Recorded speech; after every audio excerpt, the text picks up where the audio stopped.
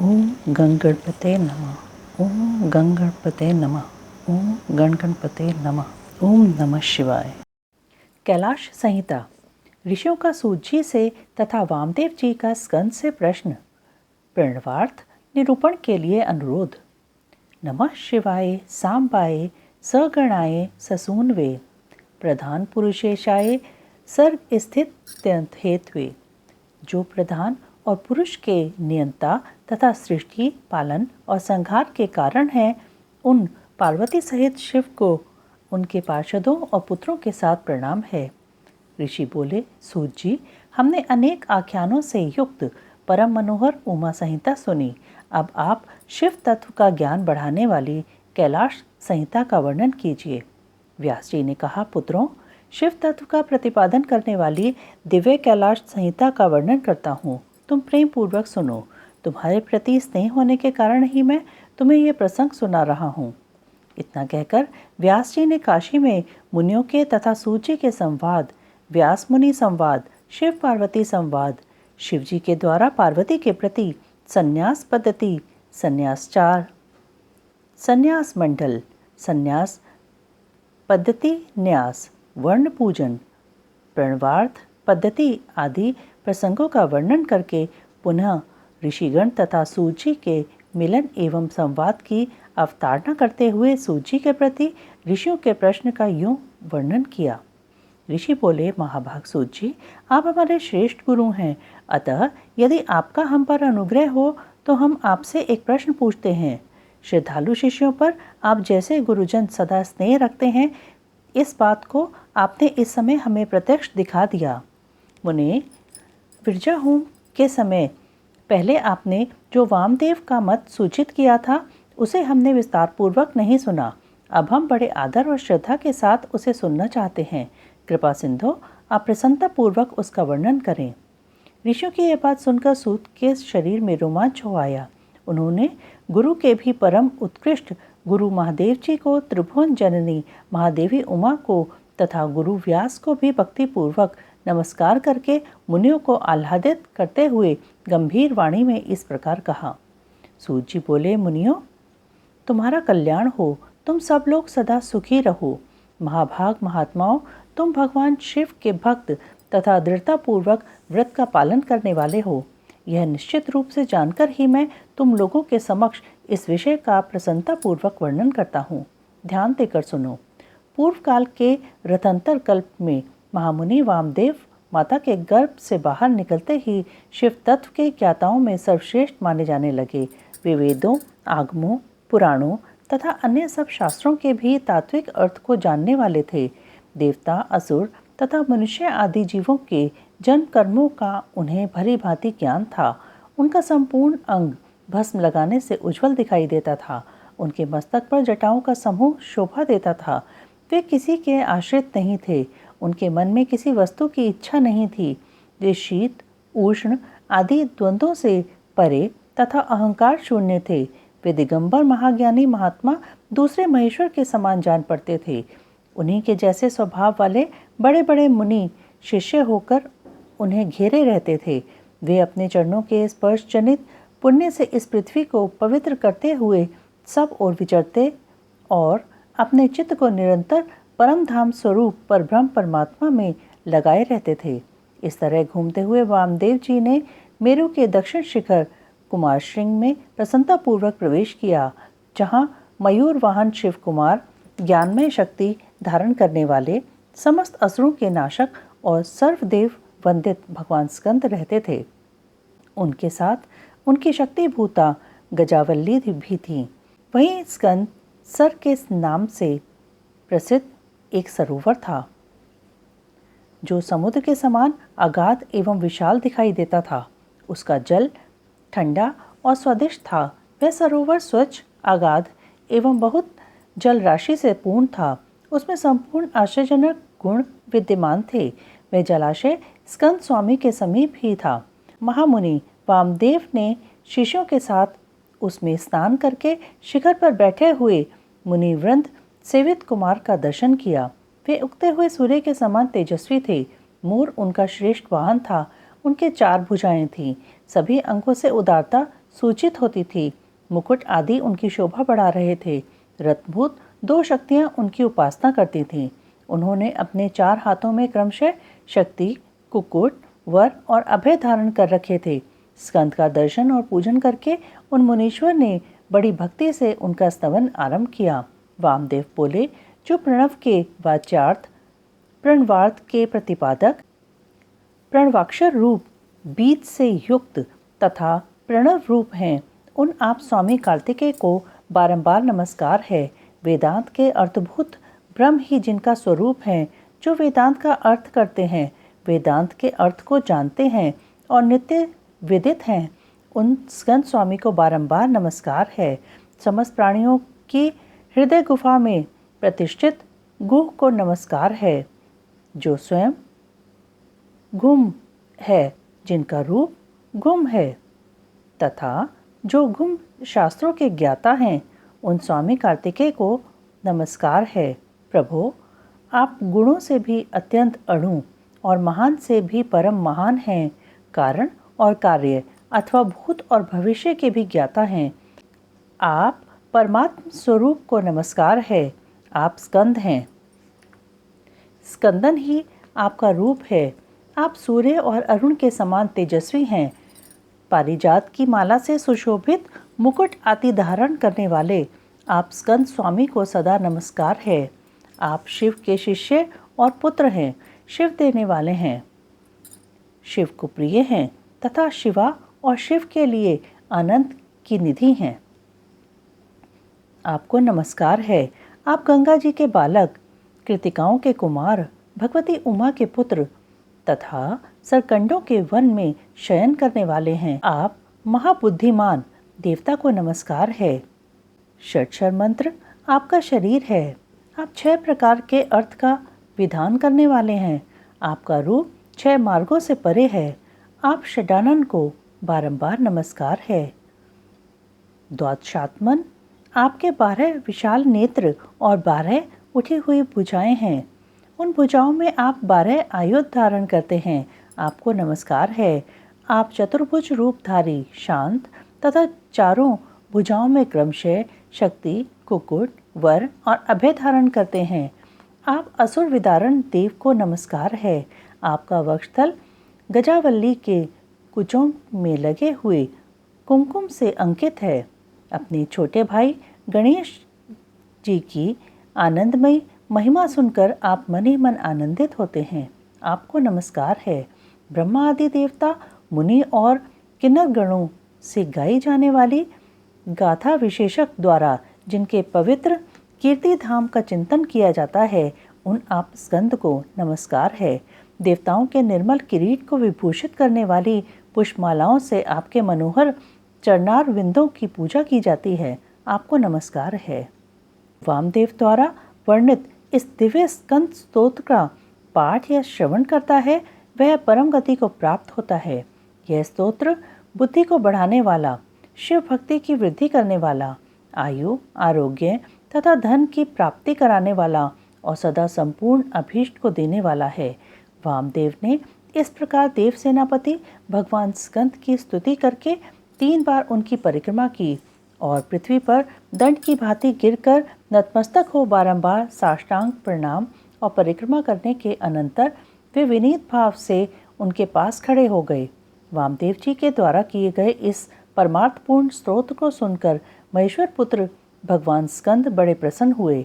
वे महासेन वामदेव जी से बोले, मुने, मैं तुम्हारी की हुई पूजा, स्तुति और भक्ति से तुम पर बहुत प्रसन्न हूँ। तुम्हारा कल्याण हो। आज मैं तुम्हारा कौन सा प्रिय कार्य सिद्ध करूं? तुम योगियों में प्रधान, सर्वथा परिपूर्ण और निष्प्रय हो। इस जगत में कोई ऐसी वस्तु नहीं है जिसके लिए तुम जैसे वीतराग महर्षि याचना करें।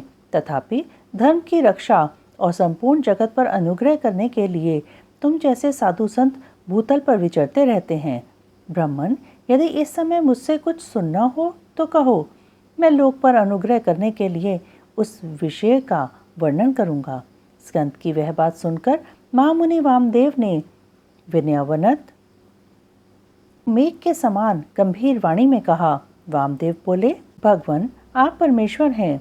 अलौकिक और लौकिक सब प्रकार की विभूतियों के दाता हैं, सर्वज्ञ, सर्वकर्ता, संपूर्ण शक्तियों को धारण करने वाले और सबके स्वामी हैं।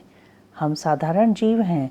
आप परमेश्वर के समीप बोलने की शक्ति या बात करने की योग्यता हम में नहीं है, तथापि यह आपका अनुग्रह है कि आप मुझसे बात करते हैं।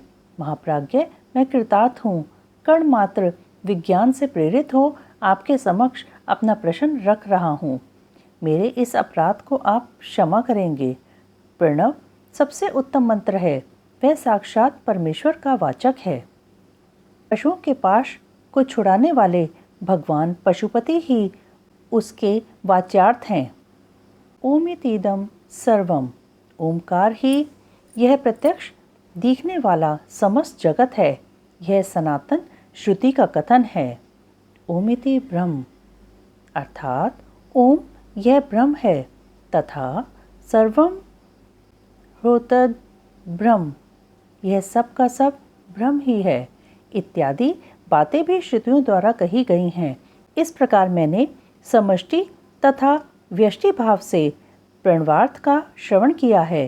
तात्पर्य यह है कि समष्टि और व्यष्टि सभी पदार्थ प्रणव के ही अर्थ हैं। प्रणव के द्वारा सबका प्रतिपादन होता है। यह बात मैंने सुन रखी है। महासेन, मुझे कभी आप जैसा गुरु नहीं मिला है, अतः कृपा करके आप प्रणव के अर्थ का प्रतिपादन कीजिए। उपदेश की विधि से तथा सदाचार परंपरा को ध्यान में रखकर आप हमें प्रणवार्थ का उपदेश दें। मुनि के इस प्रकार पूछने पर स्कंद ने प्रणव स्वरूप 38 श्रेष्ठ कलाओं द्वारा लक्षित तथा सदा पार्श्व भाग में उमा को साथ रखने वाले और मुनिवरों से घिरे हुए भगवान सदाशिव को प्रणाम करके उस श्रेय का वर्णन आरंभ किया जिसे श्रुतियों ने भी छिपा रखा है। प्रणव के वाचार्थ रूप, सदाशिव के स्वरूप का ध्यान, वर्णाश्रम धर्म के पालन का महत्व, ज्ञानमयी पूजा, संन्यास के पूर्वांगभूत नांदी श्राद्ध एवं ब्रह्म यज्ञ आदि का वर्णन। श्री स्कंद ने कहा, महाभाग मुनीश्वर वामदेव, तुम्हें साधुवाद है, क्योंकि तुम भगवान शिव के अत्यंत भक्त हो और शिव तत्व के ज्ञाताओं में सबसे श्रेष्ठ हो।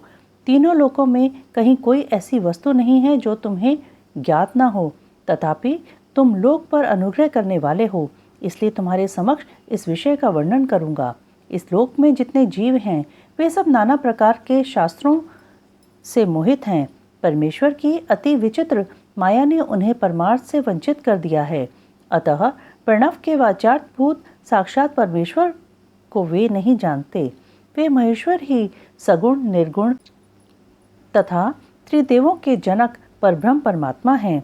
मैं अपना दाहिना हाथ उठाकर तुमसे शपथ पूर्वक कहता हूँ कि यह सत्य है, सत्य है, सत्य है। मैं बारंबार इस सत्य को दोहराता हूँ कि प्रणव के अर्थ साक्षात शिव ही हैं। श्रुतियों, स्मृति शास्त्रों, पुराणों तथा आगमों में प्रधानतया उन्हीं को प्रणव का वाच्यार्थ बताया गया है। जहाँ से मन सहित वाणी उस परमेश्वर को न पाकर लौट आती है, जिसके आनंद का अनुभव करने वाला पुरुष किसी से डरता नहीं। ब्रह्मा, विष्णु तथा इंद्र सहित यह संपूर्ण जगत भूतों और इंद्रिय समुदाय के साथ सर्वप्रथम जिससे प्रकट होता है, जो परमात्मा स्वयं किसी से और कभी भी उत्पन्न नहीं होता, जिसके निकट विद्युत, सूर्य और चंद्रमा का प्रकाश काम नहीं देता तथा जिसके प्रकाश से ही यह संपूर्ण जगत सब ओर से प्रकाशित होता है, वह परब्रह्म परमात्मा संपूर्ण ऐश्वर्य से संपन्न होने के कारण स्वयं ही सर्वेश्वर शिव नाम धारण करता है।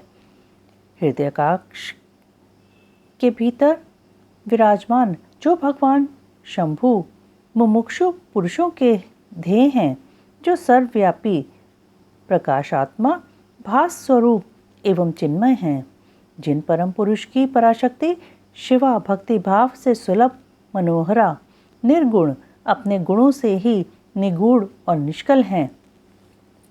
उन परमेश्वर के 3 रूप हैं, स्थूल, सूक्ष्म और इन दोनों से परे।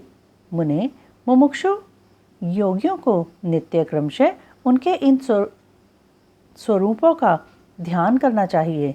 वे शंभु, निष्कल, संपूर्ण देवताओं के सनातन आदिदेव, ज्ञान, क्रिया, स्वभाव एवं परमात्मा कहे जाते हैं। उन देवादिदेव की साक्षात मूर्ति सदाशिव है। ईशानादि 5 मंत्र उनके शरीर हैं। वे महादेव जी पंचकला रूप हैं। उनकी अंग कांति शुद्ध स्फटिक के समान उज्जवल है। वे सदा प्रसन्न रहने वाले तथा शीतल आभा से युक्त हैं। उन प्रभु के 5 मुख, 10 भुजाएं और 15 नेत्र हैं। ईशान मंत्र उनका मुकुट मंडित मस्तक है। तत्पुरुष मंत्र उन पुरातन प्रभु का मुख है। अघोर मंत्र हृदय है। वामदेव मंत्र गुम प्रदेश है तथा सद्योजात मंत्र उनके पैर हैं।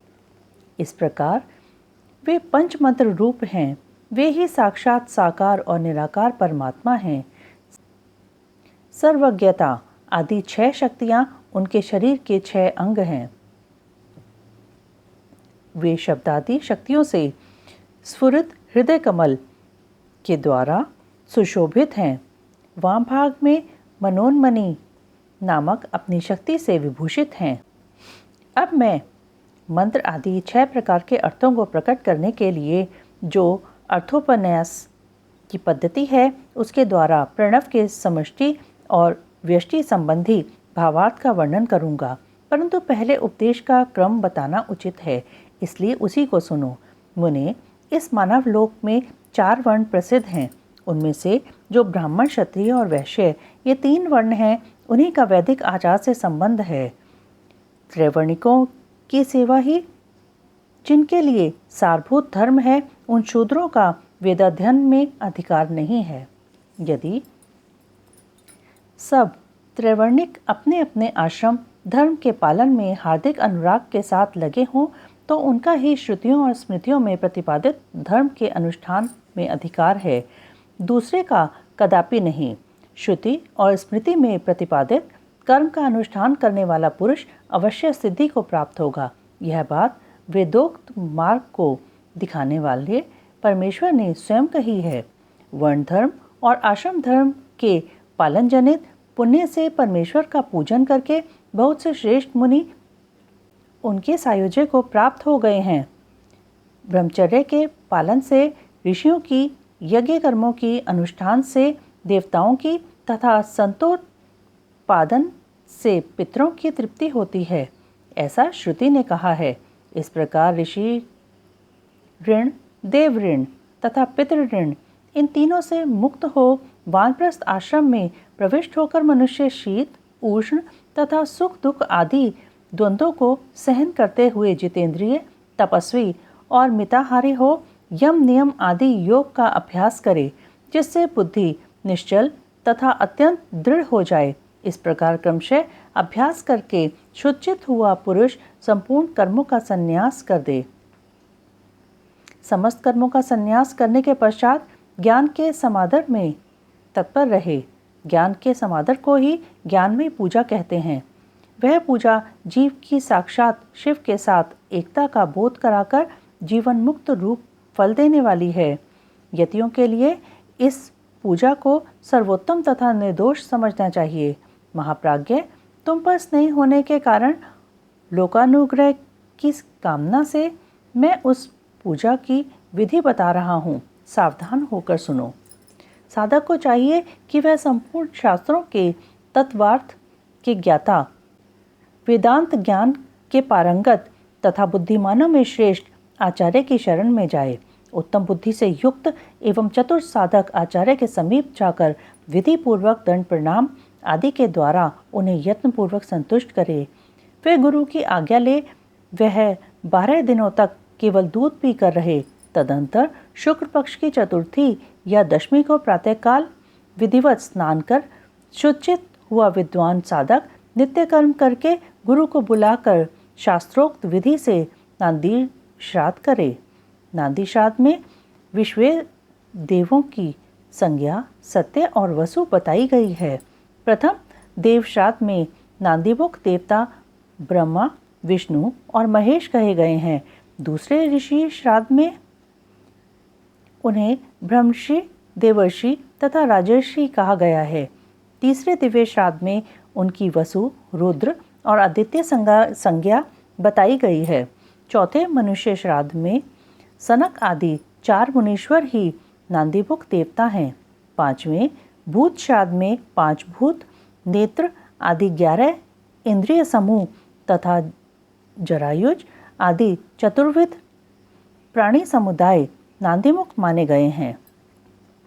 छठे पितृश्राद्ध में पिता, पितामह और प्रतिपितामह ये 3 नांदीमुख देवता हैं।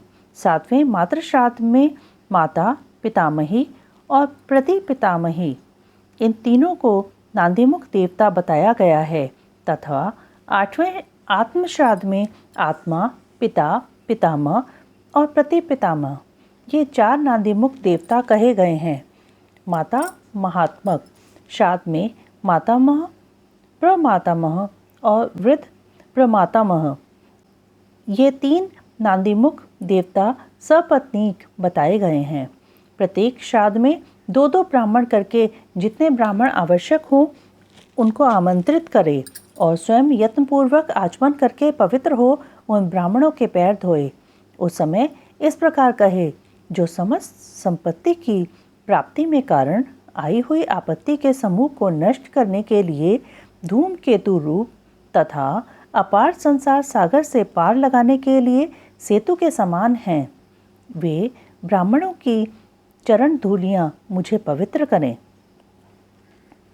जो आपत्ति रूपी घने अंधकार को दूर करने के लिए सूर्य, अभीष्ट, अर्थ को देने के लिए कामधेनु तथा समस्त तीर्थों के जल से पवित्र मूर्तियां हैं, वे ब्राह्मणों की चरण धूलियाँ मेरी रक्षा करें। ऐसा कहे पृथ्वी पर दंड की भांति पड़कर साष्टांग प्रणाम करे। तत्पश्चात पूर्वाभिमुख बैठकर भगवान शंकर के युगल चरणार विंदों का चिंतन करते हुए दृढ़तापूर्वक आसन ग्रहण करे। हाथ में पवित्र ले शुद्ध हो नूतन यज्ञोपवीत धारण कर 3 बार प्रणाम करे, 3 बार प्राणायाम करे। तदंतर तिथि आदि का स्मरण करके इस तरह संकल्प करे, मेरे संन्यास का अंगभूत जो पहले विश्वदेव का पूजन, फिर देवादि अष्टविधि श्राद्ध तथा अंत में मातामह श्राद्ध है, उसे आप लोगों की आज्ञा लेकर मैं पार्वण की विधि से संपन्न करूंगा। ऐसा संकल्प करके आसन के लिए दक्षिण दिशा से आरंभ करके उत्तरोत्तर कुशों का त्याग करे। तत्पश्चात आचमन करके खड़ा हो वर्ण क्रम का आरंभ करे। अपने हाथ में पवित्री धारण करके 2 ब्राह्मणों के हाथों का स्पर्श करते हुए इस प्रकार कहे, विश्वे देवार्थम भवन्तौ वृणे भवद्भ्याम नांदी श्राद्धे क्षण प्रसादनीय। अर्थात हम विश्वदेव श्राद्ध के लिए आप दोनों का वरण करते हैं। आप दोनों नांदी श्राद्ध में अपना समय देने की कृपा करें। इतना सभी श्राद्धों के ब्राह्मणों के लिए कहें। सर्वत्र ब्राह्मण वरण की विधि का यही क्रम है। इस प्रकार वरण का कार्य पूरा करके 10 मंडलों का निर्माण करे। उत्तर से आरंभ करके 10 मंडलों का अक्षत से पूजन करके उनमें क्रमशः ब्राह्मणों को स्थापित करे।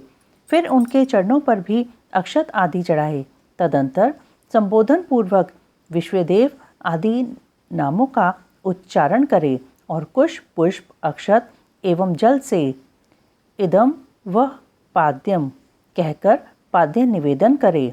इस प्रकार पाद्य देकर स्वयं भी अपना पैर धो ले और उत्तराभिमुख हो आचमन करके एक श्राद्ध के लिए जो 2-2 ब्राह्मण कल्पित हुए हैं उन सबको आसनों पर बिठाए तथा यह कहे, विश्वदेव स्वरूपस्य ब्राह्मणस्य इदमासनम। विश्वदेव स्वरूप ब्राह्मण के लिए यह आसन समर्पित है। यह कह कुशासन दे, स्वयं भी हाथ में कुश लेकर आसन पर स्थित हो जाए। इसके बाद कहे, अस्मिन् नांदीमुख श्राद्धे विश्वे देवार्थे भवद्भ्याम क्षण क्रियताम। इस नांदीमुख श्राद्ध में विश्वदेव के लिए आप दोनों क्षण करें। तदंतर प्राप्नुताम भवन्तौ, आप दोनों ग्रहण करें, ऐसा कहें। फिर वे दोनों श्रेष्ठ ब्राह्मण इस प्रकार उत्तर दें, प्राप्नुयाव, हम दोनों ग्रहण करेंगे। इसके बाद यजमान उन श्रेष्ठ ब्राह्मणों से प्रार्थना करे, मेरे मनोरथ की पूर्ति हो, संकल्प की सिद्धि हो, इसके लिए आप अनुग्रह करें। तत्पश्चात शुद्ध केले के पत्ते आदि धोए हुए पात्रों में परिपक्व अन्न आदि भोज्य पदार्थों को परोसकर पृथक पृथक कुश बिछाकर और स्वयं वहां जल छिड़ककर प्रत्येक पात्र पर आदरपूर्वक दोनों हाथ लगा पृथ्वी ते पात्रम इत्यादि मंत्र का पाठ करे। वहां स्थित हुए देवता आदि का चतुर्थ्यंत उच्चारण करके अक्षत सहित जल ले स्वाहा बोलकर उनके लिए अन्न अर्पित करे और अंत में न मम इस वाक्य का उच्चारण करे। सर्वत्र माता आदि के लिए भी अन्न अर्पण की यही विधि है। अंत में इस प्रकार प्रार्थना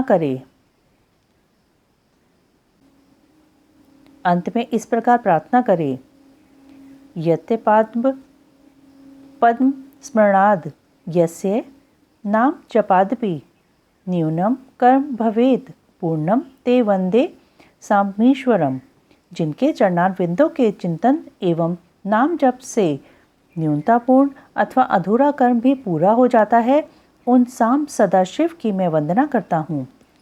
इसका पाठ करके कहे, ब्राह्मणों, मेरे द्वारा किया हुआ यह नांदीमुख श्राद्ध यथोक्त रूप से परिपूर्ण हो, यह आप कहें। ऐसी प्रार्थना के साथ उन श्रेष्ठ ब्राह्मणों को प्रसन्न करके उनका आशीर्वाद ले और अपने हाथ में लिया हुआ जल छोड़ दे। फिर पृथ्वी पर दंड की भांति गिरकर प्रणाम करे और उठकर ब्राह्मणों से कहे, यह अन्न अमृत रूप हो। फिर उदार चेता साधक हाथ जोड़ अत्यंत प्रसन्नतापूर्वक प्रार्थना करे। श्री रुद्र सूक्त का चमकाध्याय सहित पाठ करे। पुरुष सूक्त की भी विधिवत आवृत्ति करे। मन में भगवान सदाशिव का ध्यान करते हुए ईशाना सर्व विद्या नाम इत्यादि 5 मंत्रों का जप करे।